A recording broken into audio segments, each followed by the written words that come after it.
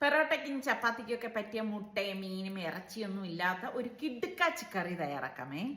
അപ്പം നമുക്ക് തേങ്ങയും പൊട്ടുകടലയും വെളുത്തുള്ളിയും കൊച്ചുള്ളിയും ഇഞ്ചിയും തക്കാളിയും പച്ചമുളകും പാകത്തിനുള്ള ഉപ്പും കുറച്ച് വെള്ളം ഒഴിച്ച് ഇതൊന്ന് അരച്ചെടുക്കാം. ഡീറ്റെയിൽ റെസിപ്പി ഞാൻ ഡിസ്ക്രിപ്ഷൻ ബോക്സിൽ കൊടുത്തേക്കാമേ. കുക്കറിൽ എണ്ണ ഒഴിച്ചിട്ട് പട്ട, ഗ്രാമ്പു, ഏലക്ക, പിന്നെ സവാള, തക്കാളിയൊക്കെ ഒന്ന് വഴറ്റിയിട്ട് ഈ പൊടികൾ മല്ലിയിലയും പുതിനയിലയും പിന്നെ നമ്മൾ ഈ അരച്ച അരപ്പും ചേർത്ത് നല്ലതുപോലെ ഒന്ന് ഇളക്കി വിസിലിട്ടിട്ട് ഒരു 3 വിസിൽ വരെ ഇതൊന്ന് വേവിച്ചെടുക്കാം. അതിന് ശേഷം ഇതുപോലെ ഒന്ന് ഇളക്കി കൊടുക്കണം. പിന്നെ നിങ്ങൾക്ക് ലൂസ് വേണമെന്ന് തോന്നുകയാണെങ്കിൽ കുറച്ചുകൂടി വെള്ളം ഒഴിച്ചു കൊടുക്കാം.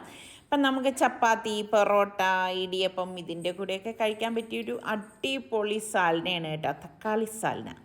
അപ്പോൾ ഇഷ്ടപ്പെടുകയാണെങ്കിൽ തീർച്ചയായിട്ടും നിങ്ങൾ ഒന്ന് ലൈക്ക് ചെയ്യണം. ഇത് തന്നെ നമുക്ക് ചിക്കൻ ചേർത്തും ഉണ്ടാക്കിയെടുക്കാം. അപ്പം നിങ്ങൾ ഈ സാലന ഉണ്ടാക്കാറുണ്ടോ എന്ന് കൂടി ഒന്ന് പറയൂ കേട്ടോ.